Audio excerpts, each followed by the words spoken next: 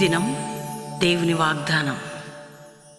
ఈ ఉదయకాల సమయంలో ఈ దినం దేవుని వాగ్దానం నీ చక్కటి ఆత్మీయ కార్యక్రమానికి ప్రేమతో ఆహ్వానిస్తూ ఎలా ఉన్నారు దేవుని బిడ్డలారా? మీరందరూ కూడా బాగున్నారా? ఉదయం లేచి ప్రార్థన చేస్తూ దేవుని వాక్యం ధ్యానిస్తున్నారా? దేవుని తట్టు చూస్తున్నారా? మరి ఉదయకాల సమయంలో మీ అందరి కోసం కూడా 5 నుంచి 6 పాస్టర్ ప్రవీణ్ అని యూట్యూబ్ ఫేస్బుక్ లైవ్ కూడా ఇస్తున్న వాగ్దానం, వాక్యము, ప్రార్థన, అనేక దేశం కొరకు, రాష్ట్రాల కొరకు, మీ కుటుంబాల కొరకు ప్రార్థన చేస్తున్నాం. మిస్ చేసుకోకండి. వ్యక్తిగత ప్రేయర్లో ఉండండి, దేవుని వాక్యం చదవండి. ఎందుకంటే మీ దినచర్య ప్రార్థనతో, ప్రభుతో స్టార్ట్ అయితే చాలా ఆశీర్వాదకరంగా ఉంటుంది.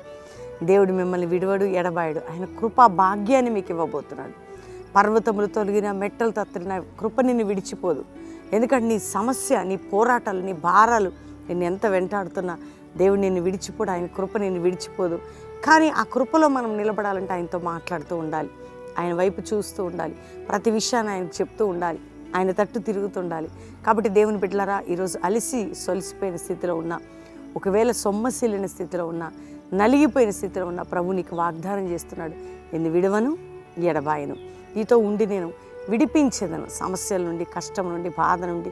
ఎప్పటికివే ఉంటాయి నాకు, నా బ్రతికేంటని అనుకోవద్దు. ప్రతి దానికి ఒక చక్కటి పరిష్కారం ఉంది, దాని నుండి విడిపించబోతున్నాడు దేవుడు. అద్భుతంగా ఆయన కృపను మెండుగా నీపై కుమ్మరింప చేయబోతున్నాడు. కాబట్టి ధైర్యం తెచ్చుకోండి. ఉదయకాలం ఈ చక్కటి వాగ్దానం మనం చదువుకుందాం. 72వ కీర్తన 4వ వచనం. ప్రజలలో శ్రమనొందు వారికి అతడు న్యాయం తీర్చును, బీదల పిల్లలను రక్షించి బాధ పెట్టు వారిని నలగగొట్టును. చూడండి, శ్రమ నొందిన వారికి, వింటున్నారా? ఏ శ్రమలో ఉన్నా నీకు న్యాయము తీర్చేదను. దేవుని బిడ్డలారా, మనకి న్యాయం తీర్చే దేవుడు ఆయన. మనకెందరూ అన్యాయం చేసినా, ఎన్ని పోరాటాలు వచ్చినా, ఎన్ని శ్రమలు వచ్చినా, న్యాయకర్త, వ్యాజ్యం ఆడే దేవుడు. అది మా జీవితంలో ఎన్నో పరిస్థితుల మధ్యలో, ఎన్నో పోరాటాల మధ్యలో దేవుడు చేశాడు. శ్రమ నొందిన నీకు నేను న్యాయము తీర్చేదను. ఎంత మంచి మాట అండి. అంతేగాక బీదలని, పిల్లల్ని ఏం చేస్తాడట? ఆయన రక్షిస్తాడట. వారి విషయంలో ఎంతో కృప చూపుతాడట. కాబట్టి నీ పిల్లలు, నీ కుటుంబం ఒకవేళ పేదరికంలో ఉన్నారా? దేవుడు తప్పకుండా ఆయన కృపను చూపి నేను రక్షించి నీకు విడుదలయ్యబోతున్నాడు. శ్రమ నొందిన నీ జీవితానికి, శ్రమ నొందిన నీకు న్యాయము తీర్చబోతున్నాను. నువ్వే విధంగా అన్యాయంగా శ్రమను, ఒకవేళ పరిస్థితులను బట్టా, లేకుంటే ప్రభువు అనుమతించబడ్డావా, ఏది ఏమైనా దేవుని వాగ్దానం చూడండి, నీకు న్యాయం తీర్చే దేవుడను, నీకు సహాయం చేసే దేవుడను, నిన్ను విడిపించే దేవుడను, నిన్ను రక్షించే దేవుడను, బీదల పిల్లల్ని, బీదలైన వారి బిడ్డల విషయంలో వారి పక్షంలో కృప చూపి రక్షించి వారిని ఆశీర్వదించే దేవుడు. అందుకని చూడండి, ఎన్ని పోరాటాలు నీకున్న ధైర్యం తెచ్చుకో. దేవుడు ఏమంటున్నాడంటే, శ్రమ నొందిన నీకు న్యాయం. చూడండి, నేను ఎందుకు మళ్ళీ ఈ మాట నేను రిపీట్ చేయడానికి కారణం ఏంటంటే, ప్రజలలో శ్రమ నొందిన వారికి అతని న్యాయము తీర్చును, బీదల పిల్లల్ని రక్షించి బాధ పెట్టు వారిని అణగదొక్కుతాడు, నలగొడతాడు. అందుకని బాధ పెట్టు వారిని, అందుకని ప్రజల మధ్యలో నువ్వు శ్రమ నొందావా, నీకు నేను న్యాయం తీర్చబోతున్నా. అందుకని శ్రమ నొందిన నీకు న్యాయము తీర్చేదను.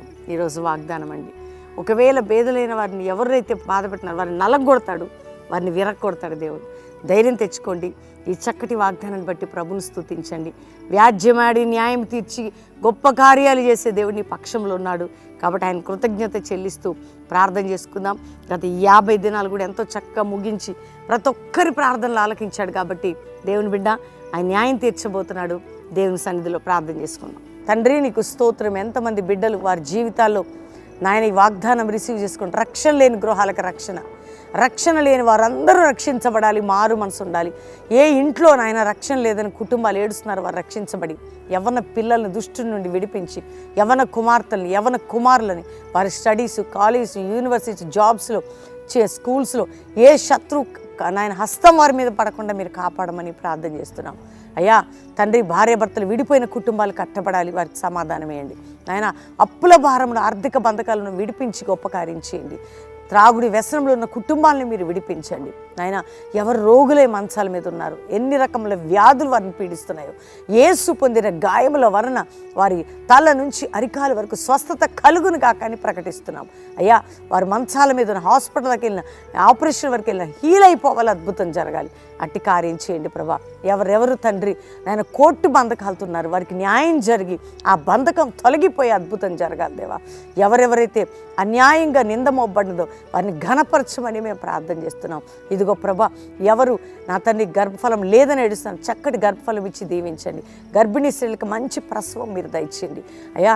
ఫీజు కట్టలేని బిడ్డలకు సహాయం చేయండి. ఎగ్జామ్స్ ఉన్న బిడ్డలకు సహాయం చేయండి నాయన. జాబ్ లేని బిడ్డలకు మంచి జాబ్స్ ఇవ్వండి. వ్యాపారంలో నలిగిన వారిని లేవనెత్తండి. ఏ దిక్కు లేని వారికి తండ్రిగా మీరుండి నడిపించండి. అంతేకాక ప్రభా, ఈరోజు ఎవరిది మ్యారేజ్ అన్న కుటుంబాన్ని దీవిస్తూ వారి మీద శుభములు నీ వాగ్దానాన్ని ప్రకటిస్తున్నాం. ఎవరిది బర్త్డే అని వారిని దీవిస్తూ ఈ సంవత్సరం అంతా నీ దయాకిరీటం వారిపై ఉండును గాక. ఇదిగో ప్రభా, సేవకులని సేవకురాలని వారి పిల్లల్ని మీరు ప్రొటెక్ట్ చేయండి.